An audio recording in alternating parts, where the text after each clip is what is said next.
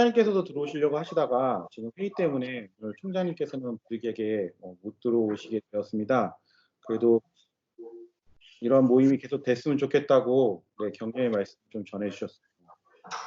지금부터 2020년 제2회 외식경영 세미나를 시작하도록 하겠습니다. 아직까지 코로나가 진정되지 않은 상태로 먼저 이렇게 온라인으로 계속해서 진행하게 되는 양해도 바라고, 또 이렇게 온라인 하다 보니까 먼 거리에 있는 서울에 계신 대표님도 만나서 같이 이야기를 들을 수 있는 기회도 되는 것 같습니다. 아무래도 부산까지 모시려면 되게 힘든데 그런 것도 좋은 것 같아요. 오늘 이 외식경영 세미나를 위해서 같이 참석해 주신 조금 몇 분을 소개해 드리려고 합니다. 네, 함정호 합장님 들어오셨는데 혹시 마이크도 작동이 되시나요, 합장님? 네, 아직 마이크는 작동이 안 되시는 것 같아요. 입장을 하신 것 같은데. 네, 그리고 오늘 토론을 위해서 우리 조리예술학부장이신 유상훈 교수님께서 입장해 계십니다. 네, 반갑습니다. 반갑습니다. 예, 안녕하십니까. 예. 네. 그리고 우리 외식경영 전공의 이준혁 학과장님도 같이 참석하고 계십니다. 예, 반갑습니다. 예, 처음 뵙겠습니다. 예. 예. 학과장님 혹시 간단하게 인사말. 예, 뭐 학생들이 지금 많이 들어오라 했는데 아직 그 1학년 학생들하고 저기 3, 4학년들이 좀 많이 안 들어온 것 같은데 제가 조교한테 그 얘기를 해놨습니다. 하여튼 우리 저 도사장님 오늘 특강 그 여기 저 한 교수님한테 통해서 많이 들었습니다. 그 내용을 많이 들었는데 잘 좀 부탁드리겠습니다. 고맙습니다. 예, 감사합니다. 초대해 주셔서 감사합니다. 예. 오늘 학생들이 이제 계속해서 들어올 텐데요. 지금 계속해서 들어오고 있는데 오늘 발표하시는 도혜영 대표님에 대해서 저희가 좀 간단하게 설명해 드리겠습니다. 지금 도혜영 대표님께서는 현재 외식업하고 빅데이터를 접목한 레드테이블이라는 회사를 운영하고 계시고요. 2014년 공공 데이터 활용 창업 경진대회에서 대통령상을 수상하시기도 하셨고, 그 다음에 2017년 국민포상을 수상하시기도 하셨습니다. 그래서 청년 사업가로 각광을 받고 계신 대표님이시기도 하십니다. 대표님께서 지금부터 오늘은 스마트 음식 관광, 빅데이터하고 외식업, 관광이라는 어떻게 연결이 되는지에 대해서 우리 도혜영 대표님부터 강의를 좀 듣도록 하겠습니다. 대표님 좀 부탁드리겠습니다. 예, 안녕하세요. 레드테이블 대표 도혜용입니다. 그 코로나 덕분에 이렇게 원격으로 인사를 드릴 수 있게 된 것 같습니다. 보통 이제 아까 한 교수님 말씀하신 것처럼 그 특강을 하고 그 행사 같은 걸 준비하면은 시간들 잡고 하느라고 많이 일정들 맞추기가 어려운데 이렇게 좋은 시스템들을 이 시기에 잘 맞춰서 저희가 활용할 수 있게 되어서 예, 좋은 것 같습니다. 다음에는 제가 내려가서 직접 얼굴 뵙고 한 번 더 인사를 드리도록 하겠습니다. 오늘 준비한 내용은 아까 한 교수님께서 말씀하신 것처럼 그 관광과 외식 그리고 기술이 어떻게 접목이 되고 또 그게 비즈니스적으로 어떻게 풀리는지를 저희 회사의 예를 좀 들어서 설명을 드리도록 하겠습니다. 그 강의 준비한 것들 제가 한번 자료 띄우면서 같이 보여드리도록 하겠습니다.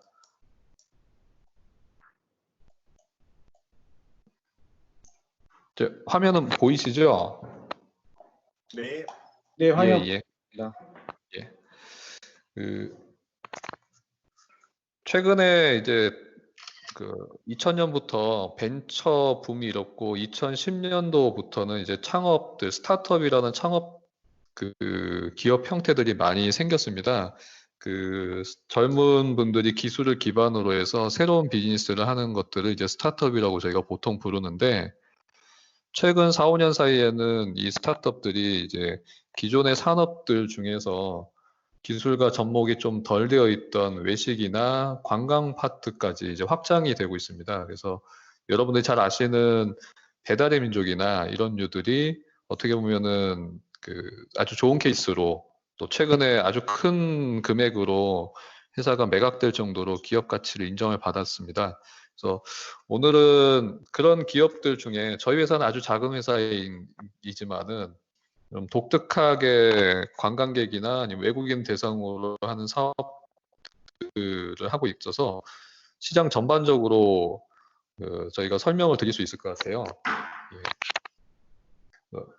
오늘 제목은 스마트한 창업을 위한 음식 관광 빅데이터 이렇게 정했습니다.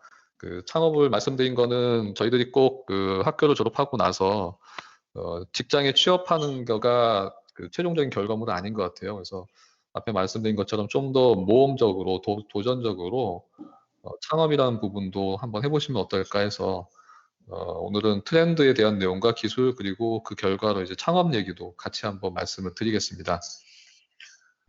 먼저 앞에 설명해 주셨는데 간단하게 저희 회사 설명을 드리면은 회사는 2012년도에 만들었는데 저는 여러분들과 비슷하게 호텔 경영을 전공을 했습니다. 학부는 호텔 경영을 전공하고 석사 박사는 이제 외식 경영을 전공해서 이쪽 호텔 관광 외식에 대해서 계속 공부를 했었는데 저를 둘러싼 저 세대들이 그 당시에 이제 새로운 기업 유형인 벤처 붐들이 일어났었어요. 그래서 벤처 회사에 취업을 하면서 기술을 경험을 하게 됐고, 제가 엔지니어는 아니었지만은 우리 산업에서 기술을 활용하면은 많은 도움이 되겠다는 생각이 들어서 제가 2000년도에 첫 번째 회사를 창업을 하고 2011년도에 다시 두 번째인 지금 회사를 창업을 했습니다. 그래서 산업에 대한 기본적인 지식을 베이스로 해서 기술들, 특히 그 중에서도 이제 데이터에 대해서 많이 연구를 하고 회사가 그쪽에 많이 포커스를 맞췄습니다. 그래서 앞에 설명해 주신 것처럼 16년도에 창업경진대회에서 저희가 외국인 대상으로 해서 식당 예약하는 서비스를 제안을 해서 대통령상을 받았고, 그리고 이제 그런 서비스들을 만들고 운영하기 위해서 데이터가 많이 필요해서 빅데이터 관련된 쪽 기술을 개발을 많이 했습니다.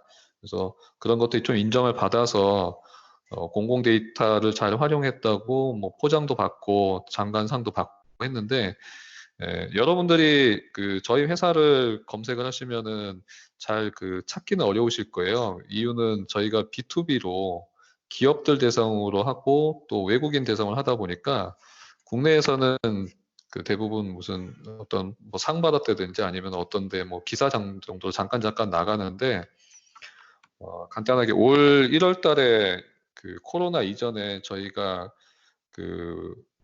외국인 대상으로 매출을 한 3억 정도, 월 3억 정도 매출을 일으켰고, 팀으로는 한 8,000팀 정도가 저희 서비스를 이용했습니다.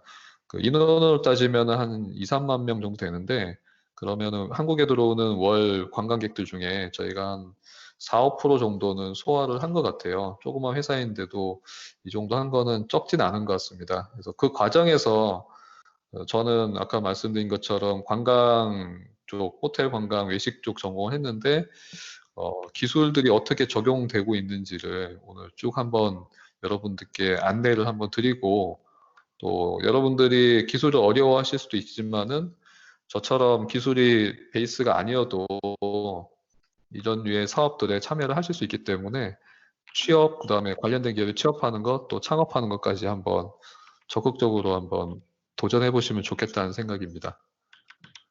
저희 회사는 앞에 설명드린 것처럼 고객과 생산자, 소비자, 그러니까 고객들, 관광객들과 식당들을 연결해주는 플랫폼 사업이라는 걸 하고 있습니다.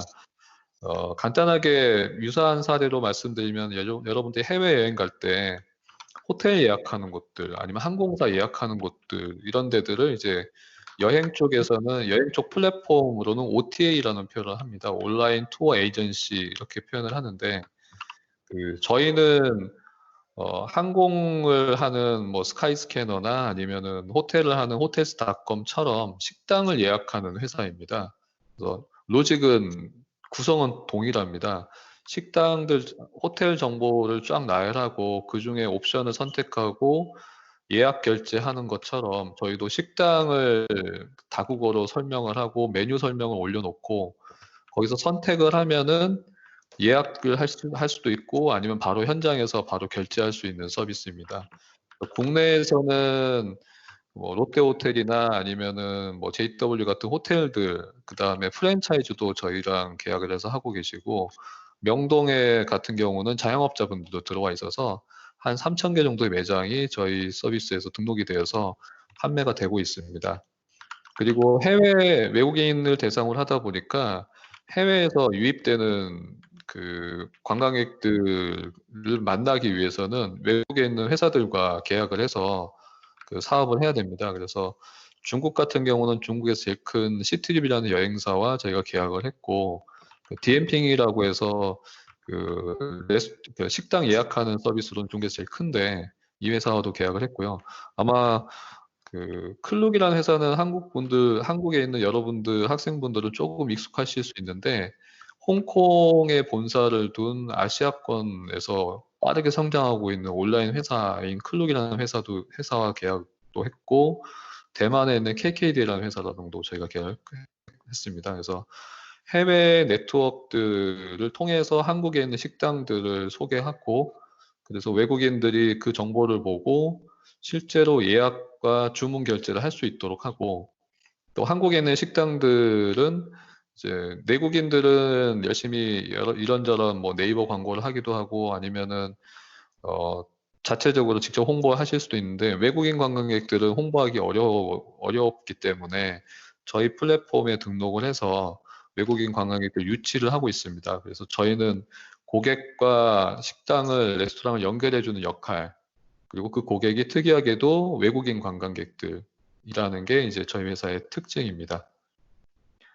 또 하나의 특징은 앞에서 쭉 설명드린 것들이 비즈니스인데, 그 뒷단에 저희는 비즈니스의 핵심을 데이터로 보고 있습니다. 그래서 저희가 글로벌 레스토랑 마케팅 플랫폼이라는 비즈니스를 가지고 있지만, 그 뒤에는 스마트 음식 관광 빅데이터 센터라는 그 데이터를 다루는 파트를 내부에 두고 있습니다. 그리고 이 파트는 과학기술부에서 2019년, 20년, 21년에서 3년 동안 수행하는 정부 사업 중에 하나입니다. 그래서 저희는 문화체육관광부 산하에서 관광 관련된 빅데이터를 운영하는 회사입니다.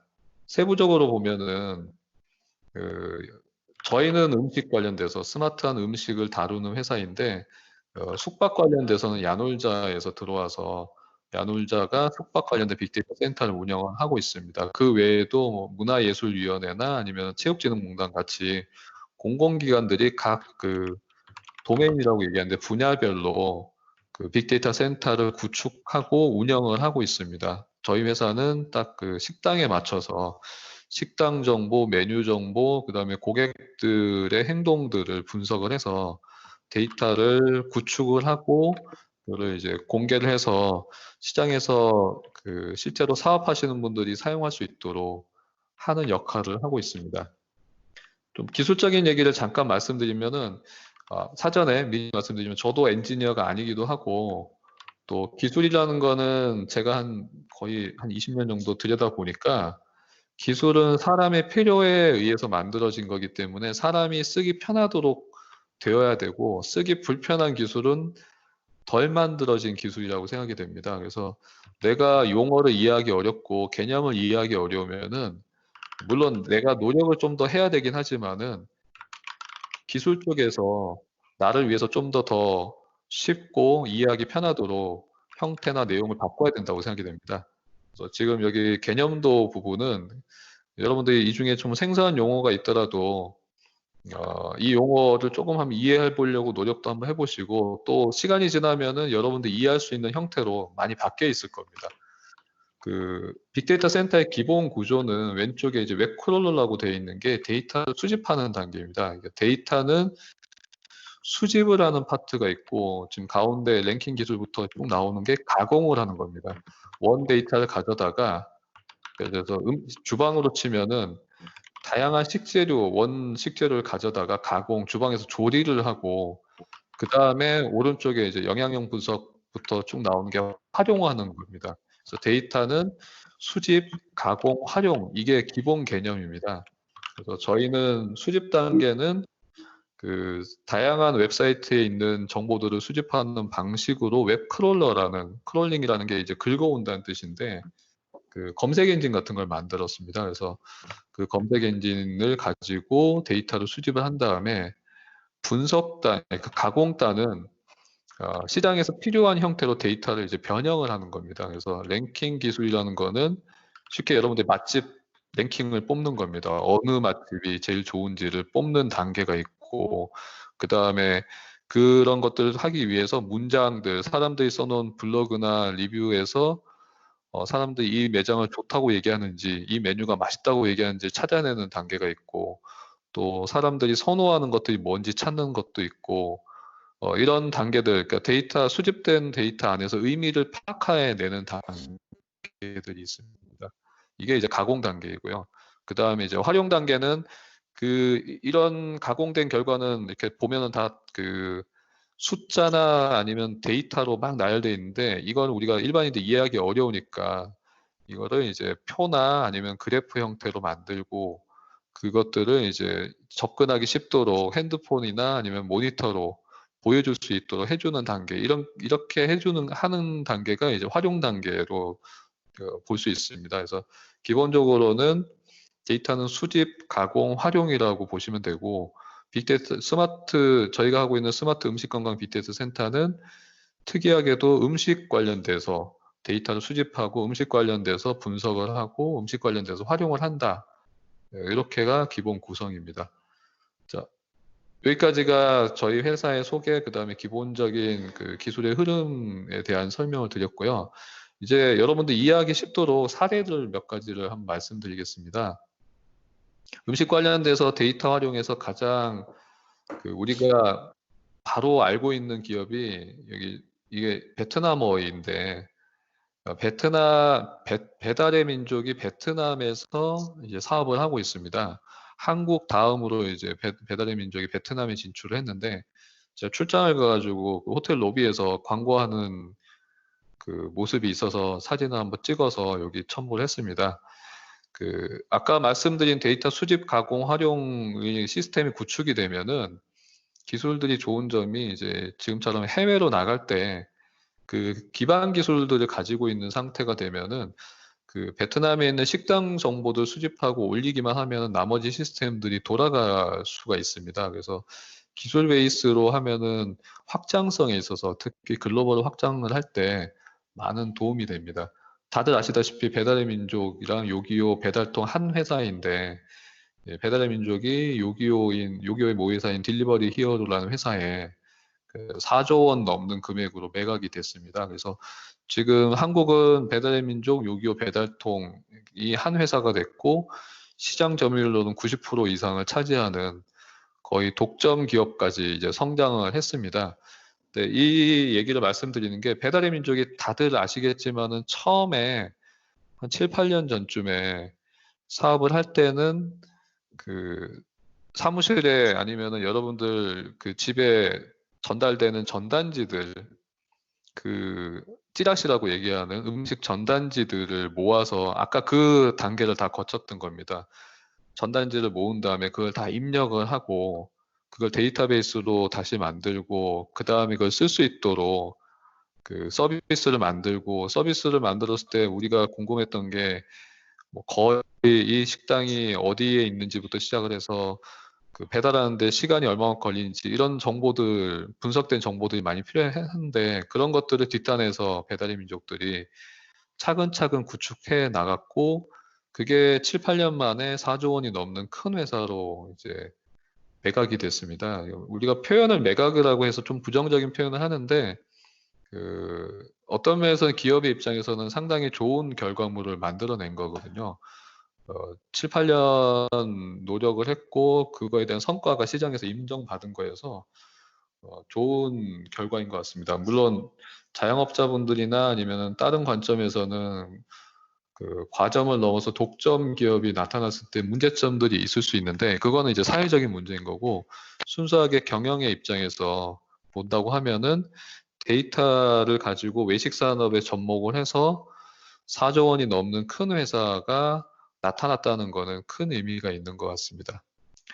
이런 그 배달의 민족이 성장을 하게 된 배경에는 제가 앞에 데이터 얘기를 많이 드렸지만은 그런 데이터들은 이제 어떤 그 준비 단계인 거고 실제 이게 성공을 하려면은 사회가 변화가 일어나야 됩니다. 근데 그 사회 변화에서 가장 큰 부분 중에 하나가 소비자 쪽, 그러니까 생산자와 소비자 쪽 양쪽의 변화가 일어나고 그게 동시에 일어났을 때 아까 같이 큰 그 기회들이 생기는데 먼저 우리가 봤으면 하는 게 소비자 쪽의 변화입니다. 소비자 쪽의 변화는 지금 그 저랑 같이 이 수업을 강의를 듣고 계신 그 학생분들은 거의 체감을 당연한 거로 느끼실 수 있는데 한 7, 8년 전만 해도 당연하지 않았던 것들이 우리가 음식을 먹는 방식이 아주 많이 바뀌어 버렸습니다. 특히 이번 코로나가 터지면서 더더욱 그렇게 됐는데 예전에는 외식이라는 것은 나가서 먹는 거, 그래서 나가서 먹는 거랑 내식이라고 해서 집에서 조리하는 거, 이렇게를 가장 큰 시장으로 두고 중간에 이제 중식이라고 해서 어느 정도 반조리된 저기 식재료를 가져다가 먹는 뭐 HMR 개념들도 있었고 뭐 테이크아웃이나 이런 개념들이 몇 가지 나타났는데 그거는 좀 작은 시장이라고 표현했는데 소비자들이 점점 편리한 부분을 원하기도 하고 그다음에 시간이 많이 부족한 부분도 있었고 또 각자 자기 생활들을 더 유지하고 싶은 것들도 있고 또 가구 수가 적어지면서 조리하는 그 과정에 들어가는 비용보다 차라리 외식을 하는 게 더 낫다 이런 것들이 이제 사회 그러니까 그 소비자들의 생활에 많은 라이프 스타일의 변화를 가져왔습니다. 그래서 그런 변화들이 소비 행태가 바뀌면서 이제 배달이라는 부분이 이제 커졌고 거기에 기술이 접목이 되면서 그 성장 곡선이 빠르게 올라가 버렸습니다. 그리고 이번 코로나 같은 경우는 이제 배달이 일상으로 더 들어오는 단계가 될 것 같아요. 뭐 단적으로 저희 회사도 이제 여러 명이 같이 근무하다 보니까 지금 코로나 터지고 2월 달부터 뭐 오늘 당장의 점심까지도 이제 다 배달을 시켜서 먹고 있거든. 나가서 여러 사람을 만나는 게 아무래도 좀 부담이 되다 보니까 이제는 거의 소비가 어, 배달 같이 그러니까 공간이 식당이라는 특정한 공간에서 그 식사라는 행위가 일어나는 게 아니라 이제 공간이 내가 원하는 공간에서 그게 집일 수도 있고 회사일 수도 있고 내가 원하는 공간에서 내가 원하는 음식을 예전엔 배달 음식만 했었는데 이제는 배달 음식만이 아니라 일반 식당 것까지 다 하고 있고 아예 전용 상품까지 나오고 있기 때문에 이제 외식을 하는 방식이 소비자들이 외식이라는 상품, 외식이라는 서비스를 소비하는 방식이 아주 크게 바뀌어 버렸어요. 그리고 코로나가 더 큰 변화를 일으키는 것 같습니다. 다음으로 볼 게 이제 생산 방식의 변화도 한번 봐야 될 것 같아요.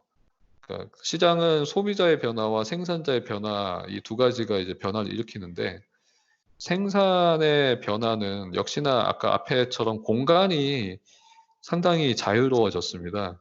그러니까 예전에는 외식업을 하려면은 식당이라는 걸 차리고 그 식당은 홀이 있고 주방이 있고 이게 기본 구조였는데 외식 전용 식당들이 생기면서 홀 개념이 많이 사라지기도 했는데 최근의 추세는 그 주방마저도 내가 꼭 내 전용 공간을 비용을 들여서 만들어야 되느냐 필요한 만큼 필요한 시기에 필요한 만큼만 가져다가 테스트를 해보고 그 테스트의 성과가 괜찮으면 더 확장하자 이런 개념들이 이제 외식마저도 도입이 돼서 이제 공유 주방이라는 게 그런 것들을 이제 수용을 한 비즈니스 형태입니다.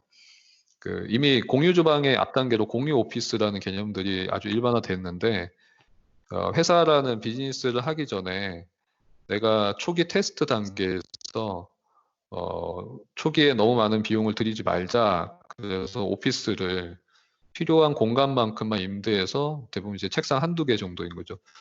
그리고 나머지 공용 시설들, 뭐 작게는 회의실부터 뭐 기자재들, 뭐 팩스나 복사기 같은 것들, 그 다음에 그 외에 뭐 필요한 부분들은 공용으로 쓰자라는 개념들이 그 일반 비즈니스에서 있었는데 이제 외식에서도 주방이라는 공간을 이렇게 써보면 좋겠다라는 시도들이 나왔어요. 그리고 이게 아직은 시행착오들이 있습니다. 이제 미국에서도 시작된 미국에서도 우여곡절이 있긴 하지만은 큰 흐름에서 보면은 이제 소비자도 공간이 자유롭게 움직이듯이 생산자도 공간이 자유롭게 움직이는 것 같아요. 그래서 전형적인 식당은 대로변에 1층 대로변에 있었는데 배달을 하는 거는 소비자들이 있는 곳에 좀 더 가까이 가는 대신에 홀을 없애는 방식을 차용을 했고 공유 주방은 아예 주방이란 시설을 임대해서 사용하는 그래서 주방이라는 공간도 있지만 주방 기기 같은 것도 아예 다 임대해서 사용해서 테스트를 해보고 그 테스트에서 성공하는 아이템들을 본격적으로 키울 때 그때 돈 투자를 하겠다라는 흐름으로 바뀌어 버렸습니다. 그래서 이렇게 되니까 생산을 하는 방식이 쉬워졌고 그래서 다양한 상품들이 시장에 공급될 수 있는 그 상황이 된 것 같습니다. 예전에 흔히 표현했던 제조업에서 시장 변화에서 흔히 표현했던 게 다품종 소량 생산이라는 개념들이 있었는데 어떻게 보면은 이 공유 주방이 그런 흐름들을 외식에서 극단으로 보여주는 방식인 것 같아요. 물론 여러 가지 해결해야 될 부분들이 있습니다.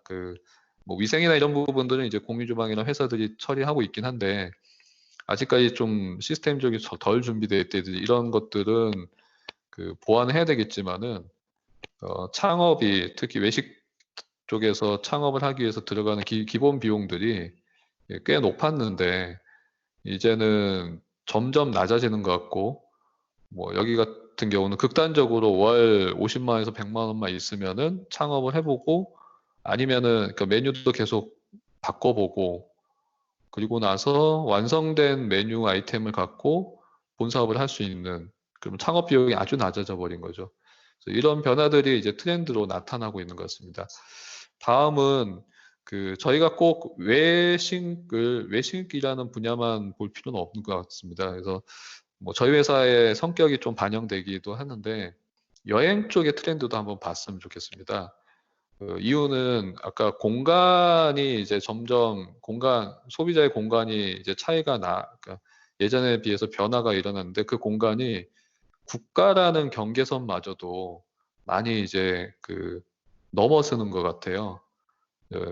내 생활 주변에서 일상적으로 먹는 것도 있지만 여행을 떠나서 먹는 것의 비중도 커지고 있고 여행 자체도 빈도도 점점 늘어나고 있는 것 같습니다. 물론 코로나 때문에 많이 좀 지금은 갑자기 좀 위축되긴 했지만은 이런 방역이나 이런 부분들도 계속 보완이 되고 있기 때문에 어느 단계가 되면은 다시 풀릴 것 같아요. 지금 보시는 그 회사는 클룩이라는 회사입니다. 여행 중에서도 액티비티라는 파트를 키우는 회사인데 액티비티는 여행에서 기본 요소가 비행기 타고 와서 호텔, 숙소에 머문 다음에 그 다음에 체험 활동들을 합니다. 이제 어디 구경을 가기도 하고 아니면은 뭐 이렇게 실제로 경험들 해보기도 하고 서핑보드를 타보기도 하고 아니면은 뭐 에버랜드 같은 데 가기도 하고 입장권 같은 거. 그러니까 이 회사는 항공과 호텔은 이미 시장이 포화 상태이다라고 보고 근데 소비자는 항공, 호텔을 핸드폰으로 구매하는 게 이미 익숙해졌고 그러면은 체험 상품들도 핸드폰으로 쉽게 살 수 있도록 해주자라고 생각을 하고 이제 홍콩에 출생했던 분들인데 대부분 이제 미국에 유학 가고 이렇게 했던 분들인데 이분들이 이제 그 아이디어를 갖고 창업을 했고 본사는 홍콩에 있고 아시아권을 중심으로 해서 사업을 하고 있습니다. 한국도 적극적으로 사업을 해서 한국 회원들도 꽤 많이 있다라고 이 회사에서 얘기를 하더라고요. 지금까지 누적으로 투자받은 게 6천억 정도인데 여행 쪽에서는 가장 빠르게 성장을 하고 있고 또 분야로는 새로운 아이템들 그동안은 여행에서 아주 작은 시장이라고 생각했던 입장권 액티비티라고 하는 체험 상품들을 하나의 그 카테고리로 성장을 시킨 회사입니다.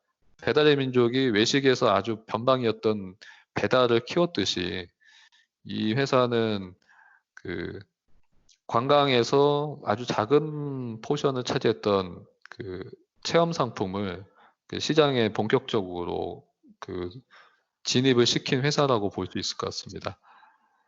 앞에 그 관광에 대한 설명을 이제 데이터로 한번 보여드리면은 관광은 지금 이제 가장 글로벌에서 성장하는 산업 중에 가장 빠르게 성장하고 있는 산업입니다. 그러니까 소득이 많이 늘어났고 그 소득들을 이제 사람들이 본인들 예를 들어서 새로운 경험을 해서 새로운 기회들을 만들겠다라고 도전적으로 생각하기도 하기도 하고 아니면 나의 그 새로운 삶을 충전하고 싶다는 니즈들이 있어서 여행 쪽이 빠르게 성장하고 있고 특히나 이제 아시아권 중국이나 동남아시아 쪽 시장들이 빠르게 성장하고 있습니다. 지금 설명드린 건 코로나라는 아주 돌발 변수들을 이 돌발 변수라고 보고 있고 지난 몇 년 동안의 전체 흐름에 대한 설명입니다. 저는 개인적으로는 코로나에 대해서는 다 대응이 될 거라고 생각이 됩니다. 이런 사람들의 이동에 대한 욕구들, 새로운 경험에 대한 욕구들은 다시 원래대로 돌아갈 거고 대신에 좀 더 안전하고 좀 더 편리하면서 안전한 방법들이 이제 도입이 될 거라고 생각이 됩니다. 아까 여행과 그러면 음식이 어떻게 만나느냐, 우리가 제일 흔하게 보는 제일 쉽게 알고 있는 프로그램을 한번 보여드리면은 어서와 한국은 처음이지라는 프로그램 많이들 보셨을 겁니다. 근데 이 프로그램에서 가장 많이 나오는 장면이 지금 이 장면인 거죠. 여행은 이제는 그 나라에 가서 새로운 거를 본다기보다는 그 나라의 문화를 체험하는 개념이 더 큰 것 같아요. 뭐 예전처럼 나라 간의 격차가 아주 심해서 그걸 보기 위해서 특정한 나라에 가야 된다가 아니거든요. 이제 한국에 있는 것들, 해외 나가도 해외에 있는 것들 대부분 한국에 이미 있는 것들이 많이 있습니다. 그리고 여행의 빈도도 많이 늘어나면서 이제 새로운 없던 거를 본다라기보다는 나와 다른 삶을 사는 사람들의 모습을 보고 그들을 이해하고 그래서 그들과 더 친해지는 것이 여행의 목적으로 많이 바뀌고 있습니다. 그게 대표적인 게 먹는 거입니다. 음식을 먹으면은 그 나라의 문화들이 음식 안에 다 녹아 있거든요. 근데 아시다시피 음식을 먹을 때마다 외국인들이 늘 맞닥뜨리는 지점이 있습니다. 이제 음식이 예를 들어서 맵다 아니면은 이런 기호에 안 맞다는 거는 아닌 것 같아요. 이제 한국 음식은 뭔가 도전해보고 체험해보고 싶은 아이템이 되는데 저희가 보는 거는 여기서 늘 발생하는 문제점이 주문할 때 어렵다는 겁니다. 이 메뉴에 대한 정보도 부족하고 메뉴의 설명도 잘 모르겠고 그리고 그래서 예를 들어서 소주 한 병을 달라고 했는데 이 사람은 사람별로 문화가 달라서 각자 한 잔씩 먹겠다라고 해서 네 개를 달라고 했는데 4병을 갖다 준다든지 그러니까 커뮤니케이션이 역시 외국인이다 보니까 쉽지 않고 그러면서 에피소드로 방송에 나오긴 하지만은 현장에서는 사실 돈이 오고 가는 행위이기 때문에 이 외국인 관광객들이 많이 오고 이들이 한국 문화를 경험하고 그중에 음식을 먹어보고 그게 식당들 입장에서는 평균적으로 한 10% 정도의 매출을 차지하고 있거든요. 꽤 큰 시장인데 현장에서는 고객은 메뉴에 대한 정보가 부족하고 매장 입장에서는 외국인들이 다양한 언어를 쓰다 보니까 커뮤니케이션 하는데 너무 어렵다. 이게 이제 저희가 바라본 비즈니스 기회였습니다. 그리고 이게 실제로 여러 설문조사에서 다 나온 내용들입니다. 지금 보시는 거는 관광공사에서 매년 외래관광객 실태조사라는 거를 보고서를 내는데 보시면은 한국에 오는 사람들이 제일 하고 싶어 하는 거에 요 표에서 1등이 쇼핑이고 2등이 음식, 미식 탐방인데 지금 2등이지만 그 밑에 표 밑에 보시면은 연도별로 변화를 보실 수 있습니다. 네, 쇼핑은 14년도에 72%였다가 지금 18년도에 63%까지 거의 한 10% 정도 떨어진 상태입니다. 1등이긴 하지만 매력도가 점점 떨어지는데 음식이나 미식은 14년도에 41%였다가 지금 18년도에 57%, 한 15% 정도가 상승한 겁니다. 그러니까 한국은 그 도시 국가여서 다양한 쇼핑 상품들을 쉽게, 그래서 면세점들 같은 데들이 영업이 잘 됐는데 큰 흐름에서는 그런 매력들이 점점 떨어지더라. 제일 큰 이유는 그 나라에서도 그런 상품들을 구매할 수 있기 때문입니다. 그래서 쇼핑은 역시 중요하긴 하지만은 이제는 차츰차츰 그 매력도가 떨어지는 분야인데 반대로 그 음식과 미식 부분은 사람들이 필요성을 점점 더 느끼고 있는 분야입니다. 그리고 여행 중에 가장 필요로 했던 정보, 이 부분도 당연히 교통이나 방문지에 대한 정보도 있지만은 실제적으로 들어가면은 뭐 먹을지, 그게 어디 있는지, 그 메뉴가 어떤지, 가격은 어떤지에 대한 정보들을 많이 필요로 하는데 이 정보들이 시장에 잘 공급이 안 되고 있어요. 역시나 아까 앞에 내용이랑 비슷합니다. 이제 그 필요로 하는 정보가 있고 그 다음에 실제로 와서 뭐 하느냐 물어봤을 때 역시나 쇼핑 많이 하긴 하지만은 식도락 관광에 대해서 많이 하고 있다. 쇼핑은 그 매력도는 떨어지는데 와서 이제 활동으로는 많이 하고 있다는 거는 이제 뭐 좀 부정적으로 보면은 그 쇼핑 외에는 딱히 지금 이렇게 못 떠오르는 것도 있다라고 해석을 할 수도 있을 것 같습니다. 가장 만족한 행위는 식도락 관광입니다. 앞에 쇼핑 같은 경우는 필요성에 비해서 활동을 많이 했기 때문에 상대적으로 만족도가 좀 떨어지지만 식도락은 필요로 했고 그리고 본인들도 실제 활동을 했고 그리고 생각보다 우리 음식에 대해서 예전에 그 선입견입니다. 한국 음식은 뭐 향이 외국인이 어렵다 이러건데 이제는 한국 문화에 대해서 체험을 하고 싶은 사람들이 많아지기 때문에 적응을 합니다. 그리고 이게 독특한 거를 인정을 해서 이제는 한국 음식을 있는 그대로 받아들이고 있습니다. 단적으로 에피소드 중에 하나가 그 예전에 그 막걸리나 소주를 우리는 의역을 해서 설명을 했었습니다. 된장찌개도 의역을 했었어요. 그래서 막걸리는 뭐 코리안 라이스 와인 뭐 이런 식으로 한다든지. 근데 지금은 그냥 막걸리라고 그대로 적습니다. 발음대로. 소주도 그냥 소주라고 하고요. 된장찌개도 예전 미소 스튜 뭐 아니면 미소 습 이런 식으로 표현했는데 지금은 된장찌개, 김치찌개, 불고기 이렇게 표현을 합니다. 그거는 그 음식에 대해서 익숙하기도 하고 또 그만큼 그래서 익숙해지고 또 받아들일 마음들이 있고 이미 받아들이고 있어서 굳이 우리가 그걸 풀어서 설명하지 않아도 된다. 일본의 미소시루가 일본 말이거든요. 일본의 미소시루와 된장찌개는 다르다라는 거를 우리도 주장을 할 수 있는 단계가 됐고 관광객들도 그러니까 외국인들도 그걸 받아들이고 있는 단계입니다. 그래서 음식에 대해서는 필요도 느끼고 정보도 많이 원하고 또 와서 많이 만족하고 있는 단계. 그래서 아까 앞에 말씀드렸던 그 식당들 물론 이제 대도시 중심이긴 하지만은 그 평균적으로 한 10% 정도의 매출을 차지하고 있습니다. 명동이나 이런 데들은 훨씬 더 높기도 하지만은 평균적으로 일반 매장들의 외국인 손님들이 꽤 옵니다. 우리가 잘 그걸 인지를 못하는 이유는 우리가 아는 외국인이 그 외모가 확연하게 차이가 나는 외국인만 있는 건 아닙니다. 우리랑 거의 외모가 비슷한 동양인들도 꽤 많고요. 또 그중에는 유학생들처럼 한국어가 어느 정도 익숙한 사람들도 꽤 있습니다. 그리고 제일 큰 이유는 그 외국인 매출과 내국인 매출이 구분돼서 이렇게 집계가 되고 있지 않다 보니까 실제로 외국인들이 매장에 많이 옴에도 불구하고 그 데이터들이 잘 이제 취합이 안 되고 있는 상태입니다.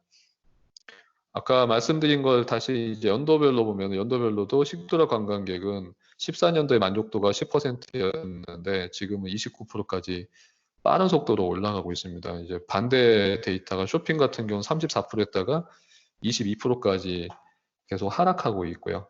나머지 부분들은 좀 어느 정도 그 일정한 수준으로 가고 있는 것 같아요. 그래서 지금 한국에 오는 관광객들은 한국에 와서 한국을 경험하고 싶어 하고, 그 경험의 가장 큰 부분 중에 하나가 음식이고, 음식에 대해서 많이 만족하고 있다. 그래서 정보를 더 많이 공급해주고, 그다음에 다양한 경험들을 할 수 있도록 다양성을 유지해주면은 더 좋은 결과들이 나올 수 있다입니다. 데이터를 계속 보여드리는 거는 이런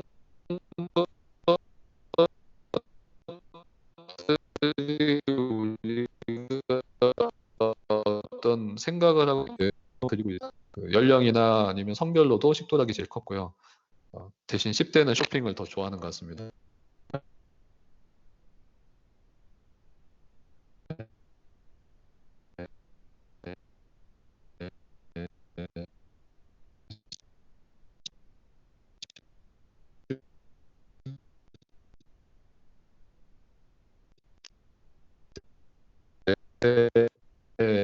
들의 특성인 것 같기도 하고요. 는 수집하고 가공하고 하면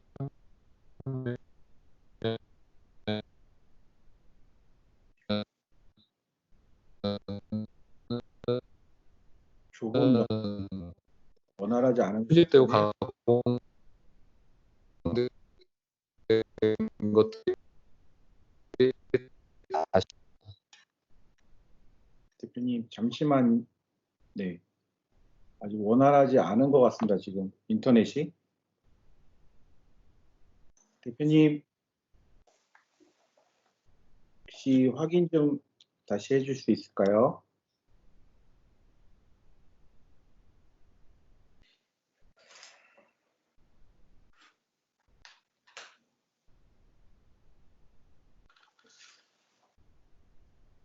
여보세요?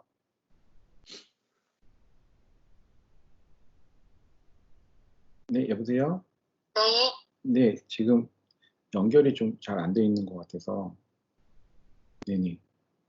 지금 대표님 말이 잘 안 들리거든요. 네. 잠시만 대기해 주시기 바랍니다. 지금 잠깐 말이 끊긴 거, 인터넷이 좀 잘 끊긴 것 같은데요.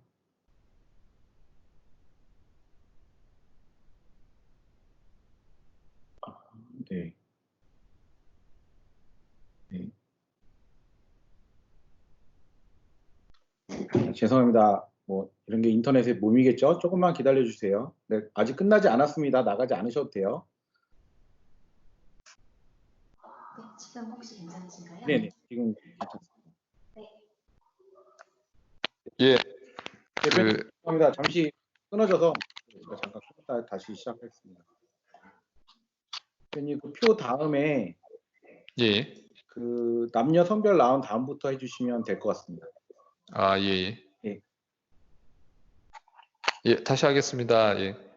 내용이 좀 길어져서 이제 속도를 좀 내겠습니다. 그 앞에 소비자들, 시장들 니즈들을 여러분한테 쭉 설명드렸던 이유가 이제 이런 니즈들을 수용하는 방법으로 기업들이 움직이는 것도 있지만은 정부에서 또 움직이는 것들이 있습니다.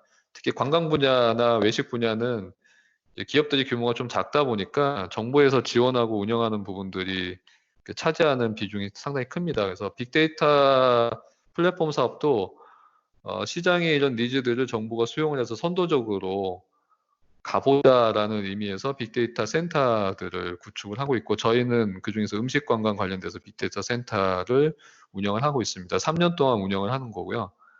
센터는 데이터 수집하고 가공한 다음에 이 데이터들을 다시 그 민간이나 아니면은 공공들이 가져다가 쓰실 수 있도록 공개 개방을 하는 구조로 되어 있습니다. 세금으로 구축된 부분이기 때문에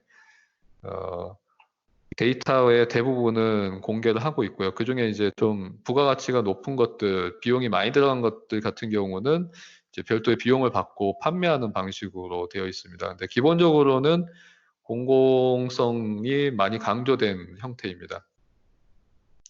아까 설명드린 것처럼 데이터는 수집, 그다음에 가공, 활용 이런 단계를 거치게 되고요.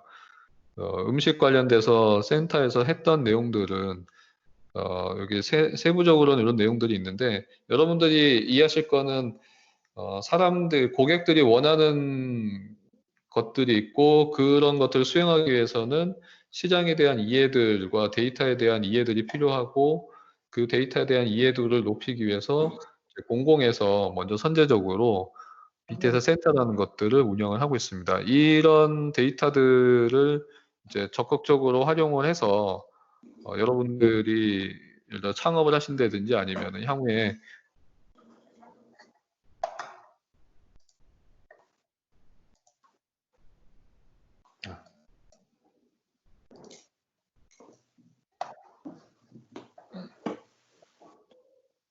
예, 예. 아까 설명을 쭉 지나가면서 봤는데 그럼 일단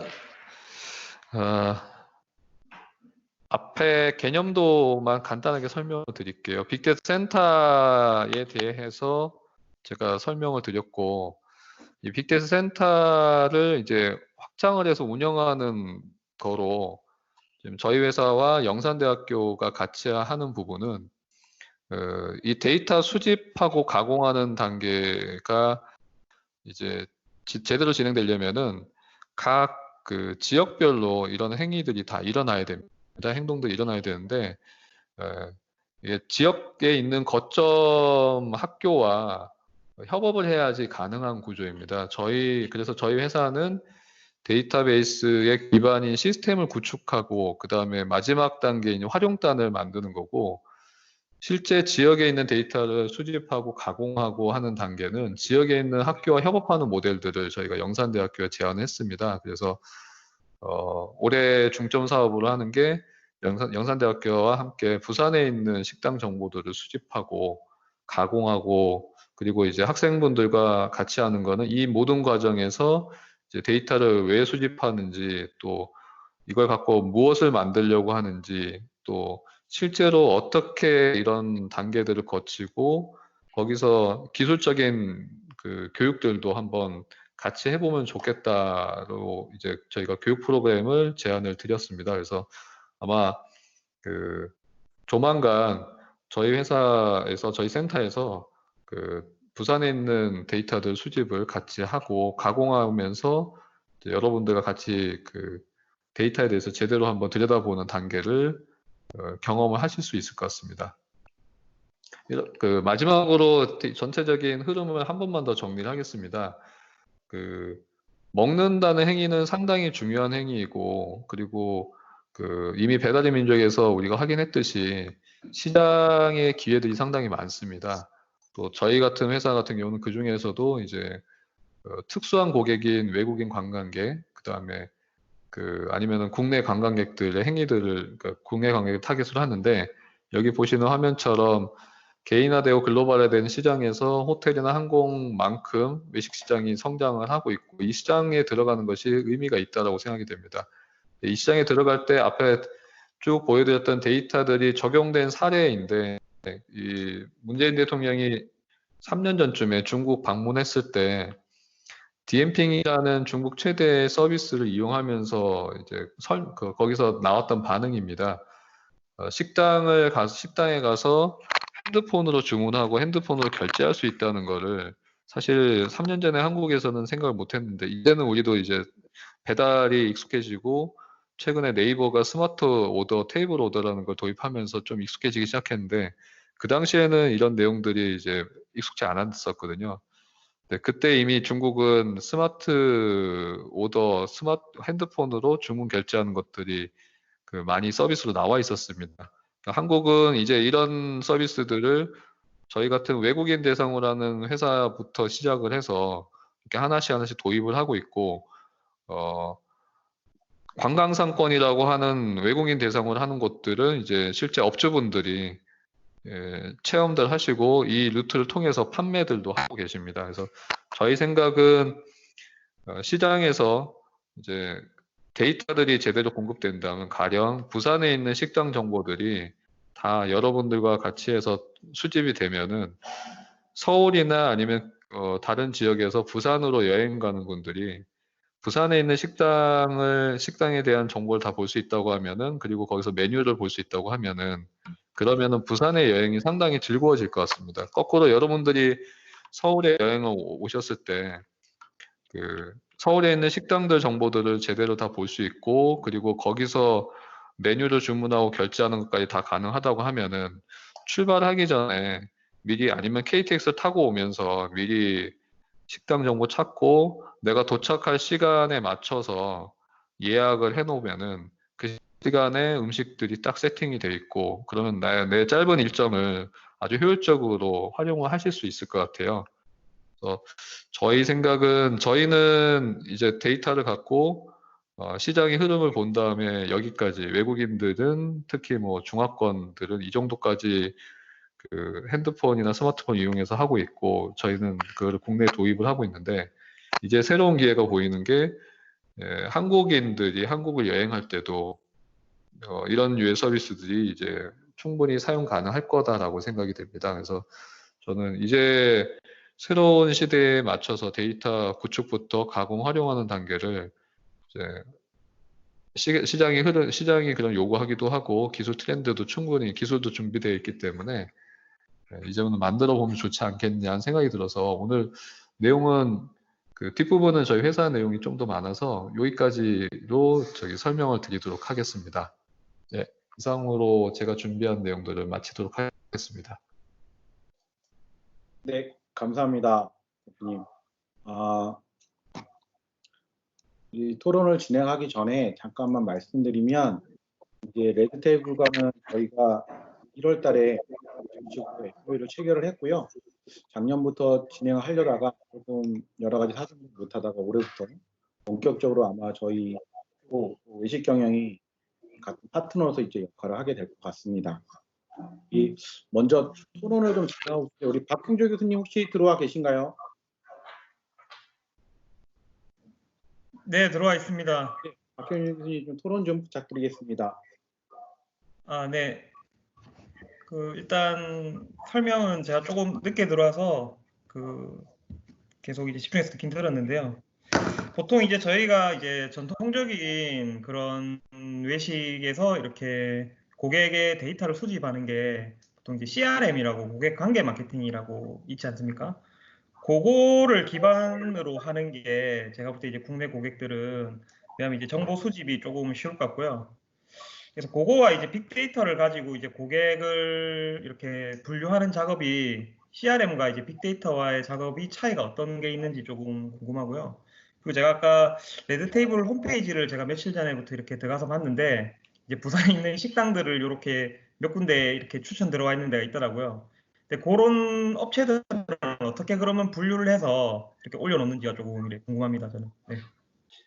예, CRM과 빅데이터의 차이는 이제 대상과 크기의 차이인 것 같습니다. 이제 일단 CRM은 경영학에서 출발했는데, 이제 기업의 고객들, 기업이 실제 본인들이 보유하고 있는 고객 정보를 기반으로 해서 대부분은 이제 고객의 재구매를 유도하는 쪽에 좀 더 가까운 것 같습니다. 근데 빅데이터는 좀 더 범위를 넓게 잡아서 시장의 환경, 그러니까 고객만 놓고 보면 잠재 고객의 범위까지도 좀 넓게 잡는 것 같아요. 그래서 고객들의 기본, 우리 매장에서 일어난 행위가 아니라 고객들이 하고 있는 행동 전반에 대한 정보를 수집하고, 그 고객을 우리 매장으로 오도록 거의 신규 유치부터 이후에 유지하는 것까지 전반적으로 다 포괄하는 거라고, 고객단만 놓고 보면은 범위나 크기의 차이가 있을 수 있을 것 같고, 또 하나는 빅데이터가 다루고 있는 게 고객에 대한 데이터만 다루는 게 아니라, 예를 들어서 상품에 대한 데이터도 같이 다루고 있거든요. 그래서 빅데이터는 이전에, 그러니까 기업의 경영 활동을 둘러싼 모든 유형의 데이터들을 다 다루려고 하고 있고, 달라진 점은 예전에는 그런 류의 데이터를 수집하기가 상당히 어려웠는데, 지금은 수집할 수 있는 방법들이 상당히 다양해졌고, 그리고 가공하는데 비용이 많이 들었는데 비용이 많이 떨어져서, 이제는 기존에 기업이 보유하고 있던 데이터만 하지 말고 기업이 스스로 보유하지 못하더라도 제3의 공간, 제3의 기업들이 가지고 있는 데이터들까지 포괄을 하고, 그리고 그게 고객의 데이터만이 아니라 시장 전반적인 거, 뭐 상품에 대한 것까지 포괄적으로 활용을 하자는 게 빅데이터 쪽의 방향입니다. 두 번째, 이제 부산 같은 경우는 지금 보시는 거는 저희가 초기 단계 구축한 내용입니다. 그래서 직접 저희 직원들이 다 가서 일일이 매장들을 방문해서 수집을 했는데, 이제 데이터 수집이 그렇게 이제 샘플로 몇 개를 수집할 때는 그렇게 하나하나 방문해서 하는 게 제일 좋은 방법인데, 예, 지금 저희가 다다른 지점은 이제부터는 제대로 된 데이터베이스, 그러니까 샘플을 시장의 특징을 이해하기 위한 샘플링 단계는 끝났고, 다음은 이제 본 데이터인데, 앞에 설명드렸던 본 데이터로 들어가면서 기존과 달라진 거는 이제 빅데이터 개념이 들어가니까 부산에 있는 모든 식당들, 부산에 있는 모든 식당의 모든 메뉴들을 다 수집하자가 지금 저희의 과업입니다. 저희가 하려고 하는 목표인데, 그게 총 데이터 수집하고 가공하는 비용 총액으로는 높지만은 개별 단가로는 많이 떨어집니다. 그러니까 특정한 매장들을 이제 찾아서 이동하고 그 매장들의 상황을 설명하고 수집할 때 들어가는 시간 비용과 그 특정 지역에 있는 모든 식당들을 다 등록하는 비용이 개별 매장에 들어가는 비용으로는 후자가 전체를 다루는 게 더 저렴합니다. 그래서 저희는 소비자 입장에서도 부산에 있는 모든 식당들 정보가 다 있고 그 식당들의 모든 메뉴도 다 올라가는 게 훨씬 더 사용성이 편리하기 때문에 이제는 예산을 더 확보하고 저희도 비용을 더 확보를 해서 전체 데이터를 다 수집하는 쪽으로 그래서 저희는 그 전체 데이터를 수집한 다음에 아까 센터를 통해서 수집을 하고 그리고 나서 그 활용처들을 더 넓혀서 업주분들 입장에서는 여러 루트를 통해서 데이터를 구축하고 나면 여러 루트를 통해서 노출이 되고 그걸 통해서 손님이 오도록 하는 게 시장에 더 맞다라고 생각이 됩니다. 그래서 현재 있는 데이터는 샘플링이고 그다음에 아까 한 교수님 마지막에 정리해 주셨지만은 이제 저희가 빅데이터 센터를 통해서 그 영산대학교랑 하려고 하는 거는 전수조사입니다. 부산에 있는 모든 식당들 DB를 다 등록을 하자입니다. 예. 네. 다음으로 우리 저기 조리예술학부장이신 유상훈 교수님 토론 좀 부탁드리겠습니다. 네, 반갑습니다, 대표님. 예. 아유, 오늘 너무 그 세미나 너무 잘 들었습니다. 잘 듣고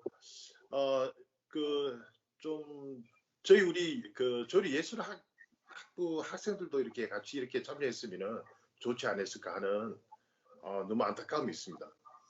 너무 좋네요.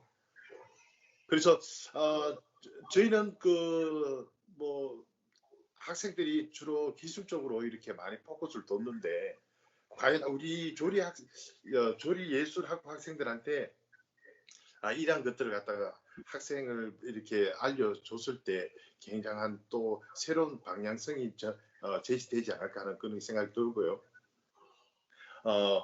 진짜 뭐 음식 관광에 대한 그 빅데이터 뭐 대단한 것 같습니다.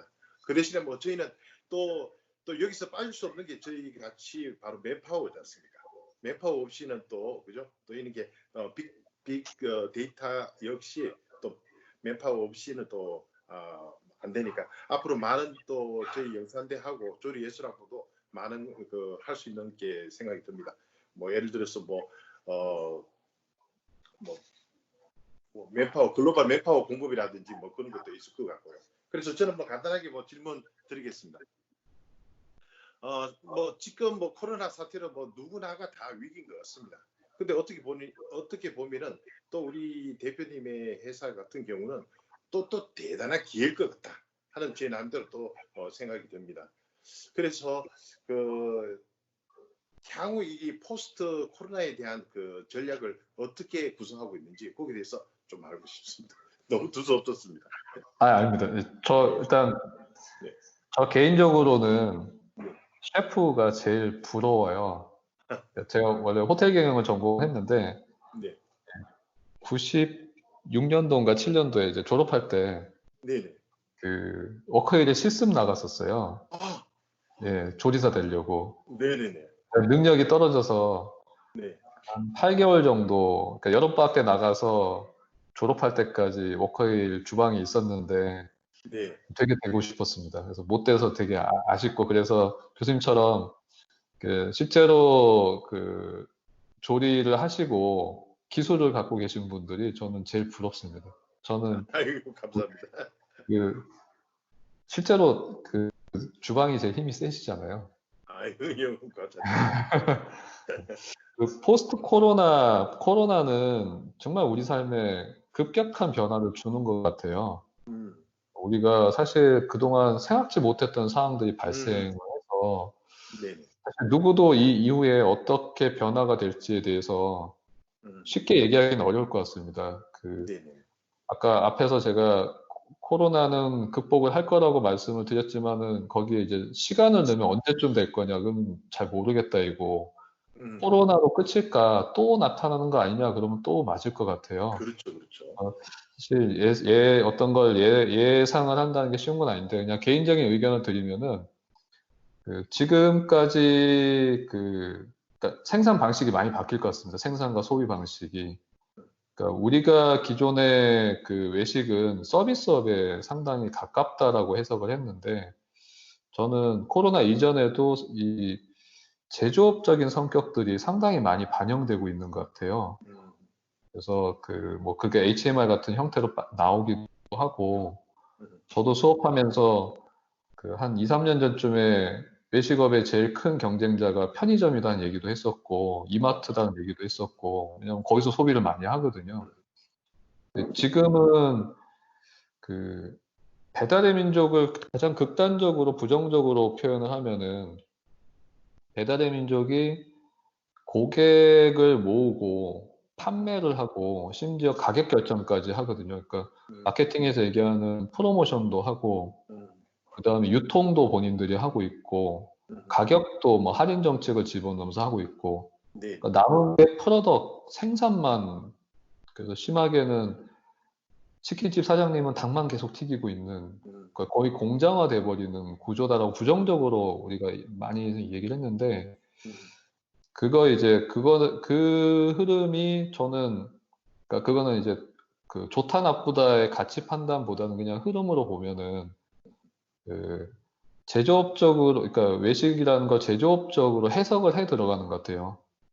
그래서 생산 파트와 유통, 판매 파트로 다 나눠지는 것 같고, 그게 예전에는 식당이랑 한 공간 안에서 다 일어났는데, 이제는 이게 다 나눠져 버렸거든요.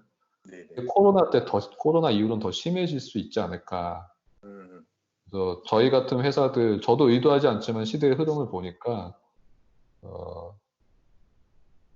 앞단에서 배달의 민족처럼 고객을 모으고 고객을 관리하고 그들한테 프로모션을 진행하고 이런 역할들이 점점 커질 것 같고, 기존의 생산 파트가 점점 정말 생산으로 들어가지 않을까라는 생각이 들어요. 네. 그 대신에 저는 그게 외식업만 일어나는 게 아니라 모든 제조업에서 다 동일하게 일어나는 것 같습니다. 네네네.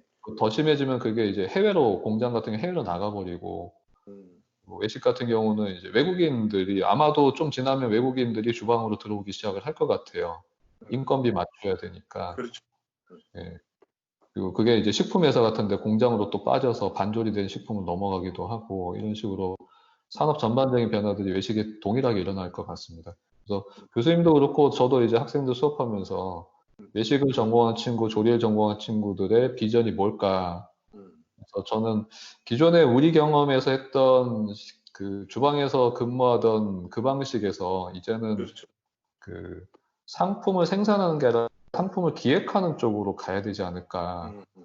아까 공유주방 같은 경우가 그런 기획을, 메뉴 개발을 그렇죠. 실제로 소비자를 대상으로 해서 테스트 해볼 수 있는 거라고 생각이 되거든요. 네. 그래서 저는 일단 포스트 코로나에 대해서는 솔직히 되게 어려운 주제인데, 네네.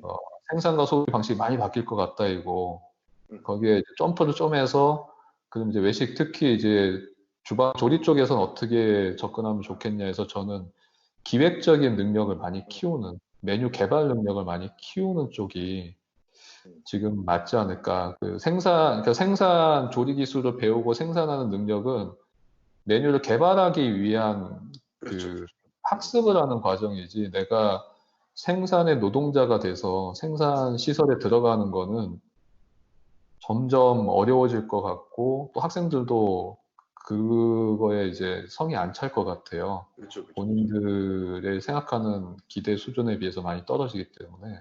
그래서 저는 자꾸 메뉴 개발을 하고, 요새처럼 이제 필드 테스트 할 수 있으니까 테스트도 한번 해보고, 그러면서 시장에서 원하는 게 뭔지를 자꾸 찾아가는 능력들을 키워보면 좋겠다이고, 거기에 이제 저희 같은 회사들이 이제 하고 싶은 게, 저희 회사가 나중에 교수님 한번 보여드리고 싶은데, 네.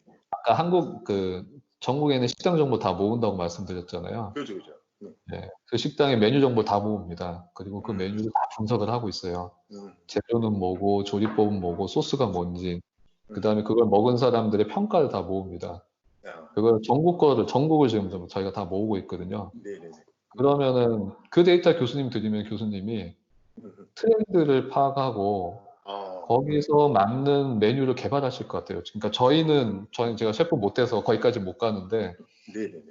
테이블에 데이터를 쫙 펼쳐놓고 분석을 해드립니다. 이런 류의 흐름이 있고 이렇게 그렇게 가는데 앞으로 이렇게 변할 것 같은데 어떨까요? 하면은 교수님이 보시고 네네. 그런 변화들에 맞춘 상품을 제안을 해주실 수 있을 것 같아요. 아이, 좋습니다. 협업을 하고 싶습니다. 네, 좋습니다. 네. 그리고 대표님 딱 한 가지 간단하게 또 더 말씀드리겠습니다. 아마 이 음식 관련해서 이 빅데이터에는 뭐 개인 기업뿐만 아니라 특히 정부의 정부의 정책을 갖다가 만드는데 굉장히 도움이 될 것 같아요. 그래서 부산의 예를 들면은 부산에는 지금 굉장히 많은 이벤트가 있습니다. 그래서 저는 말씀드리고 싶은 것은 이 스마트 관광의 부산의 활성화를 위해서 우리가 예를 들자면은 우리 부산 영화제도 있고, 그 다음에 많은 이벤트들이 있지 않습니까? 그런데 이게 좀 빠지는 게 이게 스포트 할 만한 이게 음식들이 이게 스포트 될 만한 게 약하더라고요. 그렇게 해서 우리 대표님이 가지고 계신 그러한 빅데이터와 이런 걸 가지고 이런 이벤트를 제안을 하면 어떨까 하는 이런 제안을 드립니다. 예를 들어서 싱가포르에는 7월 달에 보면은 푸드 페스티벌이라고 거의 보름 동안 그렇게 하고 있습니다. 그래서 그렇게 해서 뉴욕처럼 뭡니까 레스토랑 DC 하는 게 있지 않습니까? 세일 하는 거 그런 이벤트라든지 그렇게 해서 스마트 관광을 스포트하는 거 그런 걸 한번 제안을 드리고 싶습니다. 예, 저 교수님 말씀에 100% 동의하고, 이번에 부산이 국제 관광 거점 도시로 뽑혀서 5년 동안 1,500억인가 지원이 될 겁니다. 그죠, 맞습니다. 예. 그리고 영화제도 있고 다양한 행사들도 있고, 그 방향이 스마트 관광이라는 방향으로 저는 가고 있다고 생각이 되고요. 제가 외지인 입장에서 저 입장에서 제일 필요로 하는 게 부산의 음식이 정말 다양하다고 생각되거든요. 근데 이제 제가 맨날 가면은 국밥 외에는 보는 게 없어요. 국밥이랑 회, 그게 다는 아닌 것 같아요.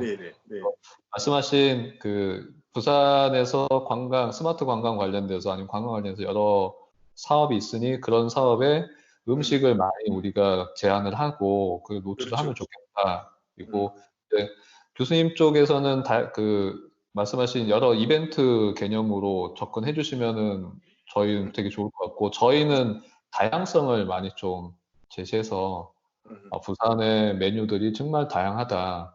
그래서 여기 A부터 Z까지를 다 보여주면서 사전에 그런 정보를 주고 그 중에 자기 기호에 맞든가 자기 상황에 맞는 메뉴들을 선택할 수 있도록, 그리고 그 사람들이 행사장 주변을 가기도 하고 또 행사 앞뒤로 해서 부산 전역에 흩어져서 또 그런 경험들을 하고, 그게 지역에 있는 소상공인들한테도 되게 도움이 되실 것 같아요. 그래서 앞쪽에 이벤트들에 맞는 좋은 아이디어도 우리가 제시하면서 또 다양성을 제시해서 그게 지역 경제에 도움이 되도록 하면은 저는 되게 좋은 제안일 것 같습니다. 저희는 기술적으로 많이 지원을 해드릴 테니 교수님께서 혹시 지역에서 그런 안들이 있으면은 네, 같이 한번 해보시죠. 예. 예, 좋습니다. 고맙습니다. 네, 유 교수님, 저희 학과랑 같이 하시면 됩니다. 예. 네. 저기 우리 조금 지연이 좀 오래됐는데 그래도 우리 학생들에서 예, 한마디 질문이나 아니면 궁금한 거 좀 들었으면 좋겠어요. 한번 질문 좀 부탁드리겠습니다. 네, 대표님, 학생회장입니다. 네, 안녕하세요. 예. 네, 저도 질문이 하나 있어서 그러는데요. 설명 너무 잘 들었고, 새로운 시대에 맞게끔 시장이 이제 빅데이터화가 되어가고 있고, 그런 추세이고, 또 넓어지고 있는 것 같은데, 이제 외식 산업 분야에서 또 꼭 필요한 부분이라고 생각하고, 아까 말씀해 주셨다시피 저희 과와 이렇게 우리 학교와 이제 또 뭔가를 만들어 간다고 말씀해 주셨고, 또 그러기 위해서 이런 분야에 나아가기 위해서 좀 저희가 좀 공부해야 되고 또 갖춰야 할 자격이 어떤 것이 있는지, 꼭 공부해야 할 부분이 어떤 부분인지 궁금해서 질문드립니다. 예, 저도 지금 질문 주신 분과 똑같이 호텔 경영, 외식 경영을 전공을 했거든요. 근데 저는 첫 번째는 자기 전공에 대해서 아주 탄탄하게 공부를 했으면 좋겠습니다.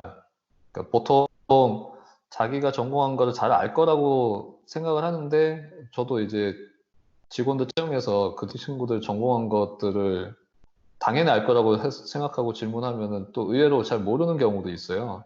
그래서 기본은 탄탄하게 갖추는 게 제일 중요하다. 그 기본이 이제 우리는 전공을 했으니까 전공에 대해서 지금 전공 수업하시는 내용들이 가장 베이스가 되는 거기 때문에, 그리고 내가 나중에 졸업하고 사회에 나갔을 때 가장 나한테 큰 힘이 되는 밑바닥, 그러니까 가장 기초가 되는 거거든요. 그래서 전공에 대해서 정말 탄탄하게 공부를 했으면 좋겠다이고요.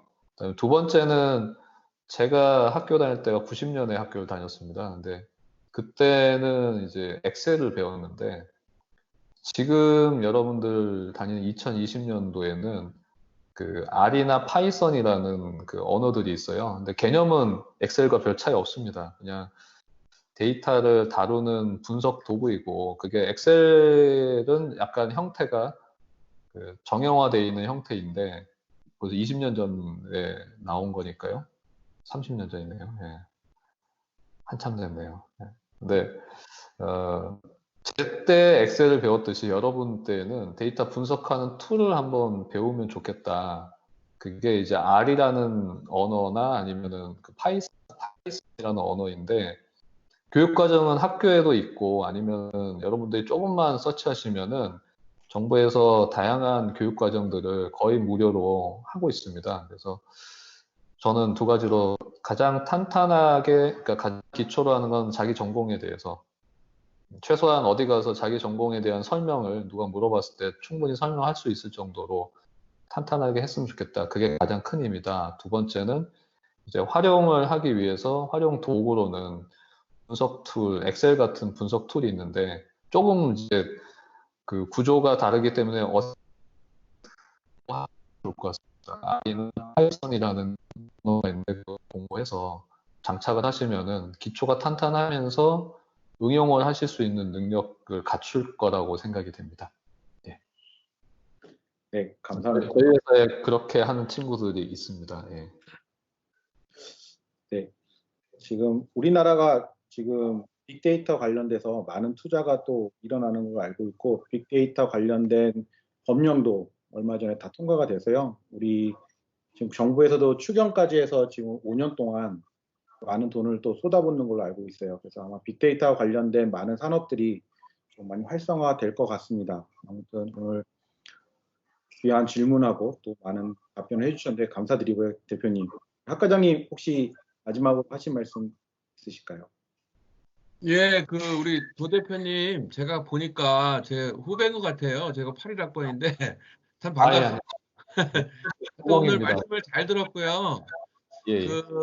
저는 딱 한 가지 질문 드리고 싶었던 부분은 뭐냐면은, 좀 시간이 늦었지만 딱 한 가지만 말씀을 드릴게요. 이 전반적인 구조에서 그 어떤 커미션이라고 그럴까요? 어떤 그 사업의 어떤 그 확장성을 위해서 이익 구조라든가 이런 부분은 학생들이 어떻게 받아들여야 되고 업계에서는 어떻게 받아들여야 되는지 그 부분이 약간 좀 궁금해가지고 아까 뭐 전체적인 다 데이터를 다 그 수집하신다 그랬는데 그래서 한번 그쪽 부분에 대해서 한번 잠깐 간단하게 좀 말씀을 좀 부탁드리겠습니다. 고맙습니다.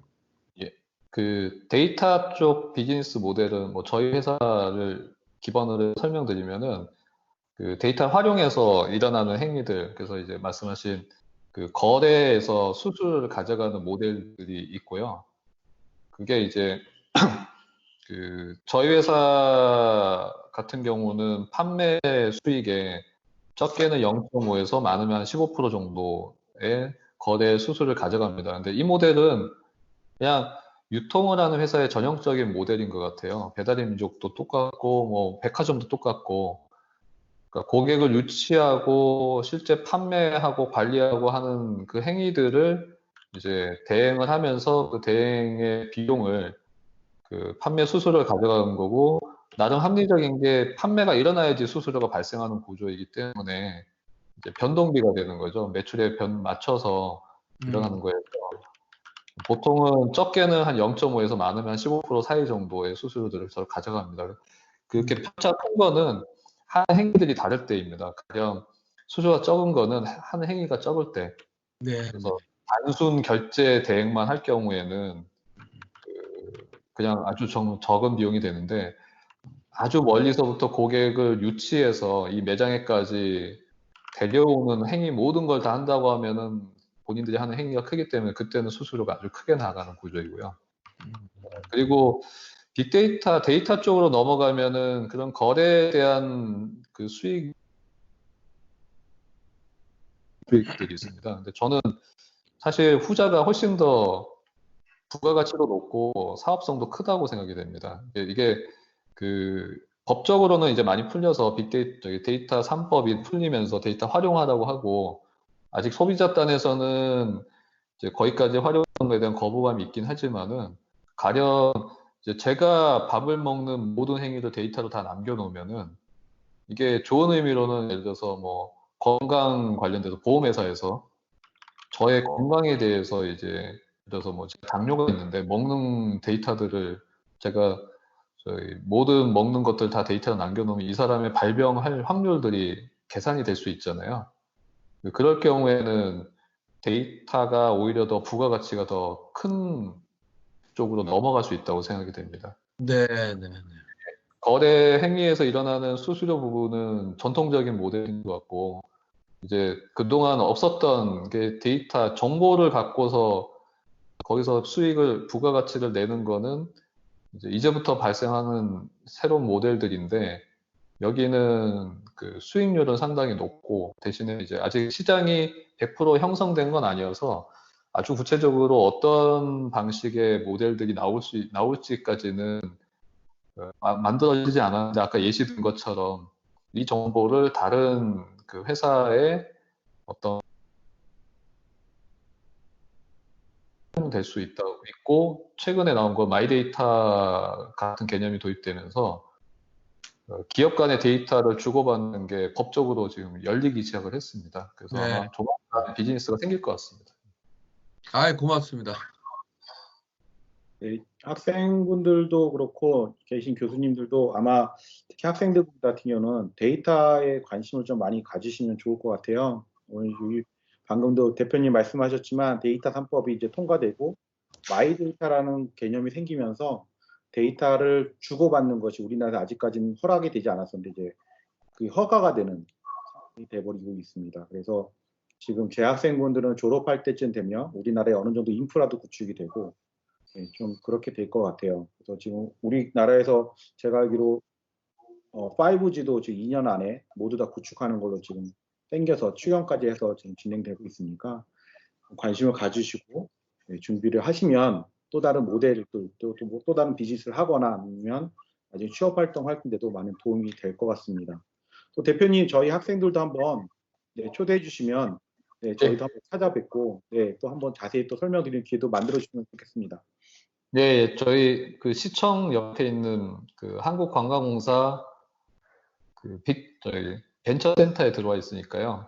저희 회사도 한번 보시고 서울에 한번 오시면은 보시고 또 여기 관광공사 쪽도 한번 보시고 하면 좋을 것 같습니다. 예. 네, 감사합니다. 자, 혹시 또 다른 질문이나 뭐 간단한 건데 시간이 좀 많이 지연이 돼서 이제 점심 시간이기 때문에 우리 밥 시간은 꼭 지켜야 되잖아요. 오늘 귀한 시간 내주신 우리 대표님하고 그다음에 제가 다 일일이 소개하지는 못했는데 우리 관광학부 호텔 관광학부 교수님들 여러분 나중에 또 들어오신 분들 여러분 계신데 모두 다 고생하셨고요. 또 학생 여러분들도 또 참여하셔서 좋은 이야기를 들어서 좋은 것 같습니다. 오늘 수고하셨고 지금 코로나가 아직 또 막 올라오고 있는 것 같아요. 네, 학생 여러분들도 건강 좀 주의하시고 교수님들하고 특히 우리 많은 사람들하고 좀 만나야 되는 우리 대표님도 건강 유의하시면 좋겠습니다. 네, 오늘도 고생하셨습니다. 수고하셨습니다. 수고하셨습니다. 수고하셨습니다, 대표님. 수고하셨습니다. 조만간에 한번 봬요. 예. 수고하셨습니다, 모두.